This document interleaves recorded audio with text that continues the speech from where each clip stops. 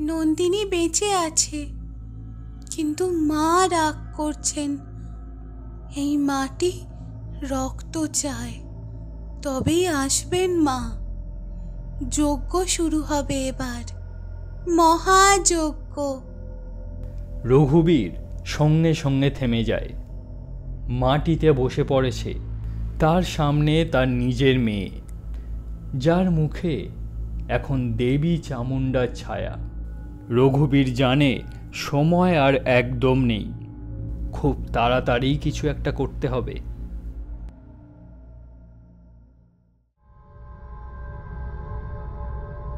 রোমাঞ্চ স্টেশনে আজ আপনাদের জন্য নিয়ে এসেছি 10 মহাবিদ্যার এক দেবীর গল্প। আজকের গল্প দেবী চামুণ্ডার ছায়া। বিভিন্ন রহস্য রোমাঞ্চকর গল্প শুনতে হলে অবশ্যই রোমাঞ্চ স্টেশন চ্যানেলটি সাবস্ক্রাইব করুন।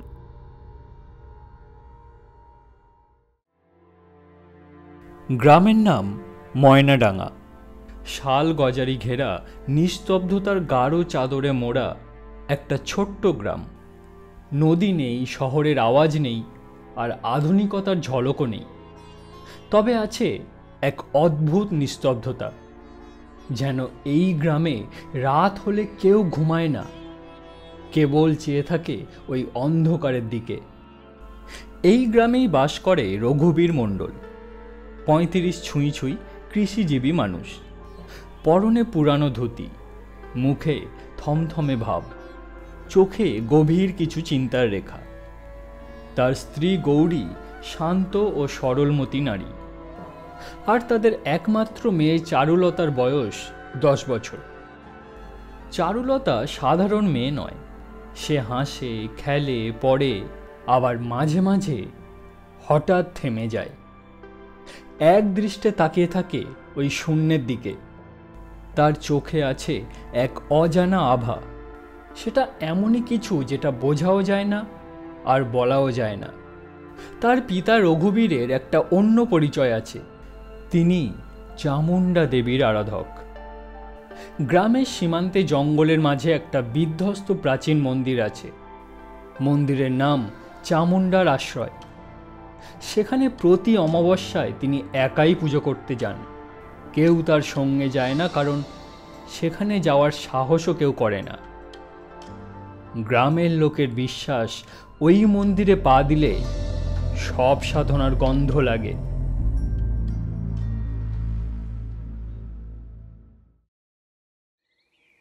এক বিকালে চারুলতা উঠোনে বসে খেলছে কুড়ি পাতা দিয়ে। হঠাৎ সে বলে উঠল, মা, একটা মেয়ে কাঁদছে, শুনতে পাচ্ছ? ওই ওই জঙ্গলের ভেতর থেকে আওয়াজ আসছে। গৌরী আঁতকে উঠল। ওমা, কি বলছিস? কে কাঁদে? চারুলতা কিচ্ছু না বলে শুধুই হাসল। গৌরী আতঙ্কিত চোখে তাকালো মেয়ের দিকে। সেই রাতেই গাঁয়ের একটি মেয়ে নিখোঁজ হয়। মোড়লের নাতনি, নাম নন্দিনী, বয়স 13 বছর। বিকালে সে গিয়েছিল জঙ্গলের ধারে বাঁশ কাটা দেখতে। তারপর আর সে বাড়ি ফেরেনি। গ্রামের সবাই ছুটল খুঁজতে, কিন্তু কোনো লাভ হলো না। মধ্যরাতে হরিপদ মোড়ল হাজির হয় রঘুবীরের দরজায়। তার চোখে জল এবং গলায় কাঁপুনি। রঘু, আমি জানি তোকে কিছু বলার দরকার হয় না বাবা। আমি জানি তুই পারবি। তুই যে আমাদের শেষ ভরসা রঘু, কিছু কর বাবা। রঘুবীর কিচ্ছু না বলে উঠে দাঁড়ায়, নিঃশব্দে তাকায় তার মেয়ের দিকে। চারুলতা তখন ঘরের কোণে বসে একটা লাল মাটি মাখা পুতুল নিয়ে খেলছে। হঠাৎ সে ফিস ফিস করে বলে উঠল, তারা তাকে জঙ্গলের ভেতরে নিয়ে গেছে, ওখানে আগুনের গন্ধ আছে।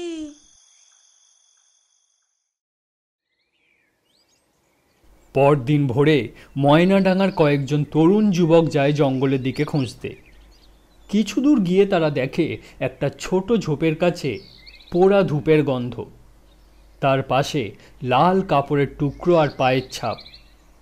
একজোড়া খালি পাড়, অন্যটা বুটের মতন। পুরোহিত অখিলেশবাবু বললেন, মনে হচ্ছে এটা কোনো তান্ত্রিকেরই কাণ্ড। অমাবস্যা আসছে, তাই বলি লাগবে। গ্রামের লোকেদের চোখে ভয়, কেউ মুখ খুলছে না। কেউ আবার বলছে, আরে এটা তো অভিশাপ। রঘুবীরের মেয়েটা তো আগেই বলেছিল কে নাকি কাঁদছে জঙ্গলে। এইসব কথাবার্তা শুনে রঘুবীর তখন নিঃশব্দে তাকায় তার মেয়ের দিকে। চারুলতা তখনও জানালার ধারে বসে আছে, তার চোখে ঘোরের ছায়া। সেদিনই গভীর রাতে রঘুবীর যায় মন্দিরে। সঙ্গে নেয় কিছু লাল চন্দন, নীল সিঁদুর আর একটা সাদা মুরগির রক্ত। মন্দিরের ভিতর সেই পুরানো দেবী মূর্তি, চোখ নেই, চুল ছেঁড়া, দাঁতের মতো থ্যাতলানো পাথর। কে যেন বলেছিল মূর্তির তলায় একটা খাঁজ আছে, সেখানে রক্ত পড়লে নাকি দেবী কথা বলেন। রঘুবীর সেখানে মাথা নুইয়ে বলল, মা, তুই না থাকলে আমরা তো অন্ধকারেই পড়ে থাকি রে মা। মেয়েটাকে তুই ফেরত দে মা। যারা ওকে নিয়েছে তাদের তুই ধ্বংস কর। কিন্তু কিন্তু এখন নয়। আমি জানি তুই যখন আসবি তখন আকাশ বিদীর্ণ হবে, আর এই সন্তান তখন শুধুই তোর অপেক্ষা করবে। চারিদিক নিস্তব্ধ, একটা পাতাও নড়ে না। রঘুবীর আস্তে আস্তে তার বাড়ি ফেরে, তারপর মেয়ের ঘরে গিয়ে দাঁড়ায়। চারুলতা তখন ঘুমন্ত, কিন্তু ঠোঁট ফাঁক করে সে যেন কিছু একটা বলছে। মেয়ের অনেকটা কাছে গিয়ে সে যা শুনল, তার গা ঠান্ডা হয়ে গেল। মেয়ে বলছে, সে রক্ত চায়, আর সে ফিরবে ওই রক্তেই। সমস্ত ময়নাডাঙ্গা যেন নিঃশ্বাস বন্ধ করে আছে। সকাল সকাল বাজারে কেউ নেই, পুকুরে স্নান করতে যায়নি মহিলারা, আর রাতে কুকুরগুলো পর্যন্ত ডাকে না। নন্দিনীর নিখোঁজ হওয়া এখন পুরো গ্রামে অভিশাপের মতন ছড়িয়ে পড়েছে। কেউ বলে ও হয়তো বেঁচেই নেই, আর কেউ বলে ওকে হয়তো দেবী চামুণ্ডা বলি হিসাবেই নিয়েছেন। রঘুবীর এইসব কিচ্ছুতে মন দেয় না। সে জানে এটা কোনো দেবী নয়, মানুষের রূপে ছদ্মবেশী শয়তানের কাজ এটা। আর সাথে সে এটাও জানে এখন দেবীকে ডাকলে তিনি অবশ্যই আসবেন, কিন্তু তার আগে জানতে হবে কারা সেই মেয়েটিকে নিয়েছে। রঘুবীর পা বাড়ায় গ্রামের শেষ প্রান্তে, যেখানে বাঁশবন আর ধান ক্ষেতের মাঝখানে একটা জরাজীর্ণ কুঁড়ে ঘর আছে। এই ঘরে নতুন এসেছেন একজন অচেনা মানুষ, নাম রতন বাউরি। লোকটা নিজেকে বলে বাউল সাধক, গান গায়, শ্মশানে বাস করে আর সন্ধ্যায় ধূপ জ্বালায়। তবে গ্রামের লোকেরা জানে এই লোকটা তান্ত্রিক। কেউ বলে সে একসময় দক্ষিণারঞ্জন ঘাটে সব সাধনা করত। কারণ নাকি চোখের সামনে সে গরুর কলজে পুড়িয়ে তাকে ভবিষ্যৎ বলেছে। রঘুবীর যখন সেই ঘরে ঢুকল, তখন রতন একটা কালো কুমড়োতে কিছু লিখছিল। গায়ে ধুতি, গলায় কঙ্কালের মালা, চোখ দুটো ঝলমলে সাদা পাথরের মতো। রঘুবীর ঢুকতেই রতন তার দিকে তাকিয়ে বলল, রঘুবীর মণ্ডল, তোর আসার কথা আমি আগেই জেনে গেছি। একটা মেয়ে হারিয়ে গেছে, তাই না? রঘুবীর সঙ্গে সঙ্গে থেমে যায়, তারপর বলে, তার মানে তুই কি জানিস সেই মেয়েটা কোথায় আছে? রতনের ঠোঁটে তখন ছেঁড়া হাসি। সে বলল, তা আমি জানি না, তবে বলি লাগবে এবার, খুব দরকার। এবার অমাবস্যায় দেবী চামুণ্ডা আসবেন। তুই চাস বা না চাস, তিনি তো রক্ত চান। রঘুবীর এবার চোখ বড় বড় করে বলল, রতন, ঠিক করে বল, তুই কিছু করিসনি তো? রতন তখন শুধু একবার চোখ টিপে বলল, তুই যা ভাবছিস তাতেই ভয় হচ্ছে? তাহলে ভাব, দেবী চামুণ্ডা যদি একবার নেমে আসেন, আর কারো ঠাঁই থাকবে না। সেদিন সন্ধ্যায় চারুলতা আবার অদ্ভুত আচরণ করতে শুরু করলো। সে রান্নাঘরে গিয়ে চুলার আগুনের সামনে বসে থাকে চুপ করে। গৌরী তাকে টানতে গেলে সে বলে উঠল, ওই মেয়েটা এখনো বেঁচে আছে, তবে আর বেশি সময় নেই। তারা তাকে চায়। রক্ত, হাড্ডি আর আগুনের নিচে ওর কণ্ঠ চুপ হয়ে যাবে। গৌরী সঙ্গে সঙ্গে চমকে ওঠে। সে রঘুবীরকে ডাকে তার কাছে। রঘুবীর বুঝে যায় দেবী ধীরে ধীরে জেগে উঠছেন, তবে সময় এখনো হয়নি।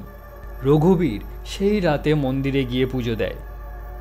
এবার সে রক্ত দেয় তার নিজের আঙুল কেটে। একটা ছোট তামার পাতায় সে লিখে রাখে, মা, তুই শেষ মুহূর্তে দেখা দিস, এই ভক্ত তখন তোর অপেক্ষা করবে।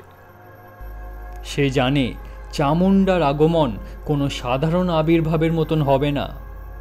তার আগমনে হবে ঝড়, রক্ত হবে, আর হবে ত্রাসের দমন। সেই পর্যন্ত সে খুঁজে বের করবে নন্দিনীকে কোথায় রাখা হয়েছে। কিন্তু রতন বাউরি যদি এর পিছনে থাকে, তবে তাকে কিভাবে আটকানো যায়? পরদিন রাতে গ্রামে আবার আতঙ্ক। বাউল সাধকের কুঁড়ে ঘরের পিছনে পাওয়া গেল একটা মেয়ের রক্তমাখা চুল আর এক টুকরো লাল ফ্রক, যেটা ছিল সেই নন্দিনীর। মোড়ল গ্রামবাসী সবাই জড়ো হয় রতনের ঘরে, কিন্তু দরজা বন্ধ, ভিতর থেকে কোনো সাড়া নেই। রঘুবীর দরজা ভেঙে ঢোকে। দরজা ভেঙে রঘুবীর যা দেখল তাতে সে আতঙ্কিত হয়ে উঠল। ঘর ফাঁকা, ভিতরটা যেন কেউ আগুনে পুড়িয়ে দিয়েছে। ঘরের দেওয়ালে লেখা, অমাবস্যায় দেখা হবে রক্তের নিকুঞ্জে, দেবী চামুণ্ডা আসছেন। রঘুবীর জানে সময় শেষের দিকে।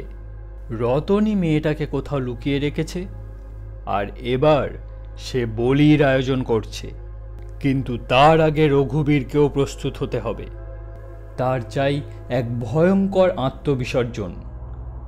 তার কারণ সে জানে, চামুণ্ডা দেবী শুধু বিশ্বাসে আসেন না, তিনি আসেন তখনই যখন কারো রক্তে তার আত্মার বিসর্জন হয়। রঘুবীর তাকায় তার মেয়ের দিকে।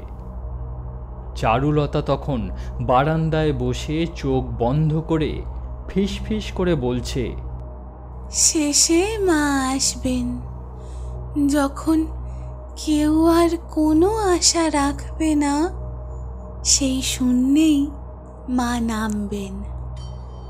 রঘুবীর সেদিন রাতে ঘুমাতে পারেনি। চারুলতা তখনও জানালার পাশে বসে চোখ বন্ধ করে কিছু আওড়াচ্ছে। তার ঠোঁটের কোণে কোনো ভাষা নেই, কিন্তু সেই ভাষার মধ্যে এক ফিসফিসে অদ্ভুত তাল আছে, যেন সে এক মন্ত্র আওড়াচ্ছে। গৌরী সেই দেখে ভয় পেয়ে বলল, ওগো, ওকে পুরোহিতকে দেখাও, এমন ভাবে কথা বলছে কেন?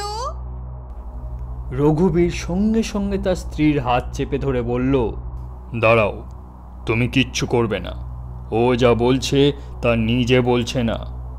সে জানে এখন যে বলছে সে আর চারুলতা নয়, তিনি আসছেন। এখনো নয়, কিন্তু তিনি আসছেন অবশ্যই। সকাল হতেই গ্রামের জোয়ানরা আবার ছুটে যায় বনাঞ্চলের দিকে। এইবার খোঁজ মেলে একটা পুরানো শ্মশান ঘাটের পাশে রক্তমাখা কাপড়, কয়লা আর শুয়োরের হাড্ডির স্তূপ। তা দেখে পুরোহিত অখিলেশবাবু চমকে ওঠেন। বললেন, এ কি, এ তো বলির আয়োজন, তার মানে সময় আর বেশি নেই। রঘুবীর এবার আর গ্রামবাসীর সাথে আলোচনা করে না। সে একা চলে যায় পুরানো শ্মশান ঘাটের ভিতরে। সেখানে গিয়ে দেখে মাটি খুঁড়ে কেউ যেন এক জমাট রক্তের রঙের মণ্ডপ তৈরি করছে। লাল রঙের আঁকা চক্র, যার মাঝখানে একটা রূপোর থালা, তাতে শুকনো রক্ত, হাড় গোড় আর একটা সিঁদুর মাখা পুতুল। পাশেই গাছের গুঁড়িতে খোদাই করা লেখা, বলির রক্তে পূর্ণ হলে পথ খুলবে, দেবী তুষ্ট হলে আগমন ঘটবে, না হলে সব শেষ। রঘুবীর সঙ্গে সঙ্গে থেমে যায়। তার মনে পড়ে যায় বহু বছর আগে এই ঘাটেই এক মেয়েকে বলি দেওয়া হয়েছিল। তখন বৃষ্টি হচ্ছিল, নদী উপচে পড়ছিল। লোকেরা বলতো তখনই দেবী চামুণ্ডা একবার জেগে উঠেছিলেন, আর তারপর অর্ধেক গ্রাম পুড়ে ছাই হয়ে গেছিল।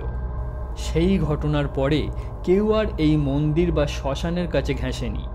আজ রতনবাউরি সেই পুরানো নিষিদ্ধতাকে ভেঙে আবার ফিরিয়ে এনেছে দেবী চামুণ্ডার কুপিত রূপকে।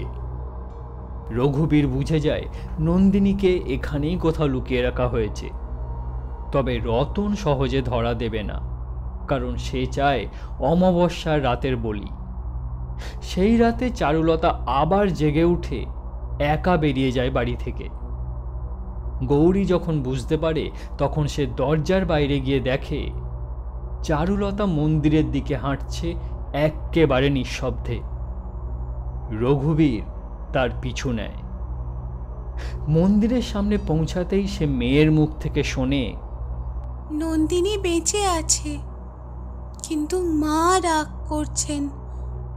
এই মাটি রক্ত চায়, তবেই আসবেন মা।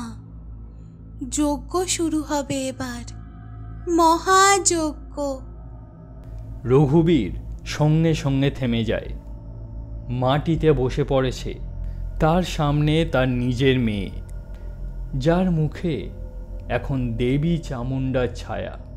রঘুবীর জানে সময় আর একদম নেই, খুব তাড়াতাড়ি কিছু একটা করতে হবে। অমাবস্যার রাত ঘনিয়ে এসেছে। গ্রামের আকাশ কালো, বাতাস ভারী। রতনবাউরি যে কোথায় আছে তা কেউ জানে না। শুধু এক বৃদ্ধা ভবানী দিদিমার মুখে শোনা যায়, ওই বাউরি গেছে উত্তর জঙ্গলের গভীরে, যেখানে পুরানো মন্দিরের ধ্বংসাবশেষ আছে, আর সেখানেই সে বলির আয়োজন করবে। রঘুবীর এবার সিদ্ধান্ত নেয় সে একাই যাবে, একাই খুঁজে বার করবে রতনকে, আর একাই ডাকবে দেবী চামুণ্ডাকে। তবে সেটা শেষ মুহূর্তে, যখন সব হারিয়ে যাবে, ঠিক তখনই।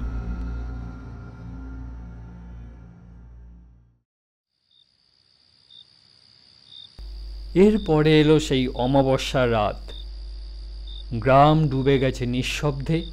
চারিদিকে শুধু ঝিঁঝি পোকার আওয়াজ, আর দূর থেকে ভেসে আসছে শ্মশানের ধূপধুনোর গন্ধ।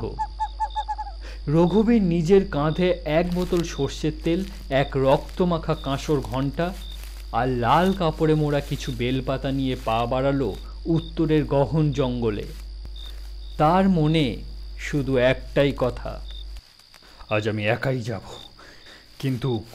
কিন্তু আমি ফিরব দেবীর সঙ্গে। জঙ্গলের পথ আঁকাবাঁকা, বাঁশের পাতায় ঘষা খেয়ে অন্ধকারে আলো ছায়া খেলে যায়। হঠাৎ রঘুবীর দেখল একটা কালো ছায়া একটা বুনো শুয়োরের মতন দৌড়ে গেল সামনে দিয়ে। পিছনে লাল রঙের কিছু ছিটকে গেল মাটিতে। রক্ত! রঘুবীরের বুঝতে বাকি রইল না, কেউ না কেউ এখানে নিশ্চয়ই আছে।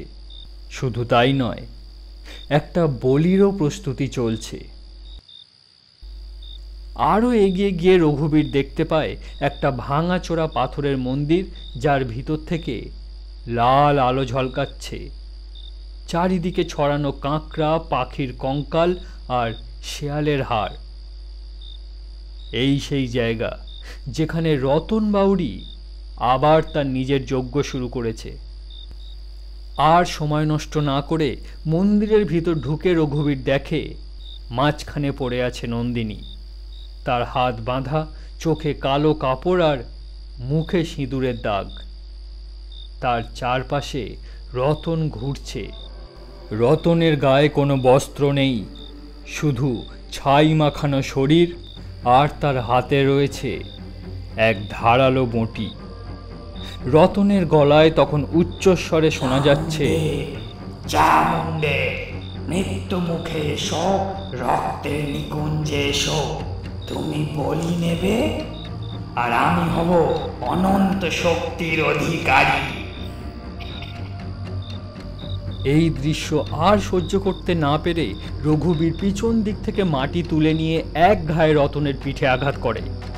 রতন ধপাস করে পড়ে যায় মাটিতে, কিন্তু তখনও তার মুখে সেই বিকৃত হাসি। গর্জন করে সে বলে ওঠে, দেবী চামুণ্ডা তো তোরও নয় রে, ও তো রক্ত চায়, তোর মেয়ের রক্ত, বুঝলি? রতনের মুখে এই কথা শুনে রঘুবীরের বুক থমকে যায়। সে ভাবে, চারুলতা তো এমনিতেই জেগে উঠছে, যদি সত্যিই তাহলে না। সে কাঁপতে কাঁপতে বলল, দেবী কাউকে জোর করে নেয় না, তাকে ডেকে আনতে হয় আত্মত্যাগে, বিশ্বাসে, ভয়ে নয়। সে তাড়াতাড়ি গিয়ে নন্দিনীকে ছাড়ানোর চেষ্টা করে, কিন্তু ঠিক সেই সময় চারপাশ কাঁপতে শুরু করলো। মন্দিরের ভিতর উঠল তীব্র ঝড়। মাটির নিচে থেকে আসছে গর্জনের মতো আওয়াজ, যেন ভূগর্ভে কিছু একটা জেগে উঠছে। সঙ্গে সঙ্গে তারা দেখল আকাশ ফুঁড়ে বিদ্যুৎ চমকালো, আর সেই বিদ্যুতের আলোয় রঘুবীর যা দেখল তাতে তার বুকে রক্ত হিম হয়ে গেল। চারুলতা একা চোখ বন্ধ করে পায়ে হেঁটে চলে আসছে সেই ভাঙা মন্দিরে, কিন্তু এই চারুলতা সেই চারুলতা নয়। তার গায়ে তখন শুধু একটা লাল শাড়ি, মুখে সিঁদুরের চিহ্ন, আর কপালে আঁকা ত্রিনয়ন। তার চোখ খুলতেই সব থেমে যায়, আর সেই মুহূর্তেই দেবী চামুণ্ডা নেমে আসেন এই মর্তে। চারুলতার মুখে শোনা যায় এক অপার্থিব গর্জন, নরাধম, তুই বলি দিতে চাস? শক্তির নামে অপবিত্রতা করিস? রতনের চোখ ফেটে পড়ে। সে সঙ্গে সঙ্গে হাঁটু গেড়ে বসে বলল, মা, আমি তোমার ভক্ত মা, আমি তো তোমাকে আনতেই এই। কিন্তু চারুলতা, যে এখন স্বয়ং দেবী, তিনি এগিয়ে যান নন্দিনীর দিকে।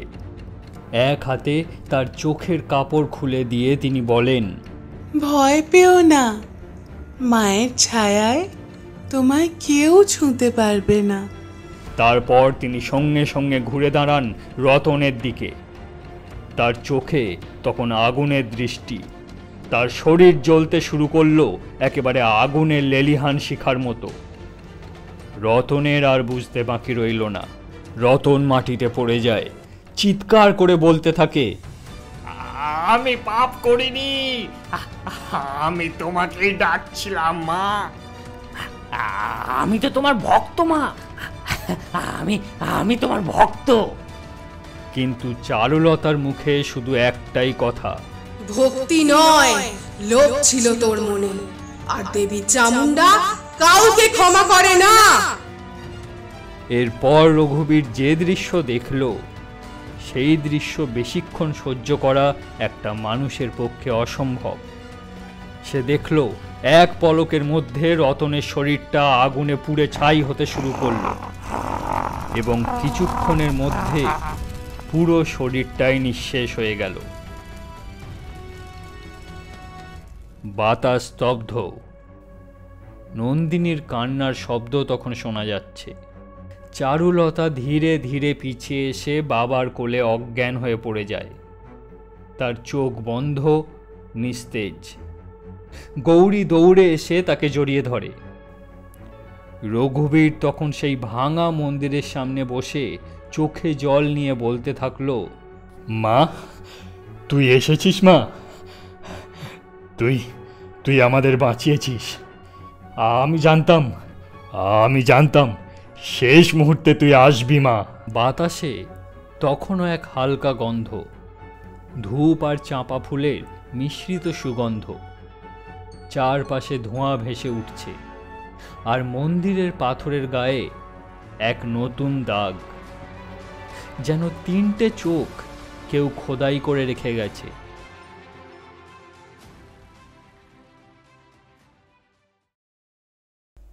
পরের দিন সকালের আলো যখন জঙ্গলে ছড়িয়ে পড়ল, রঘুবীর তখনও বসে আছে চারুলতাকে কোলে নিয়ে।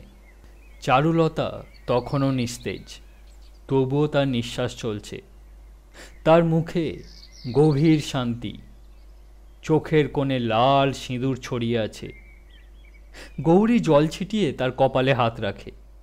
চারুলতা ধীরে ধীরে চোখ খুলে বলে, বাবা, আমি একটা স্বপ্ন দেখছিলাম জানো।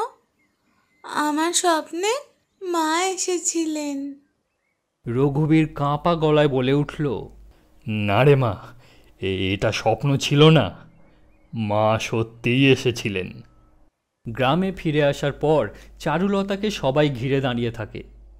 কেউ বিশ্বাস করতে পারছিল না যে রক্তে ভিজে যাওয়া সেই মেয়ে, যে চোখ বন্ধ করে দেবীর ভাষায় কথা বলছিল, এখন আবার সে চুপচাপ শান্ত একটি শিশু।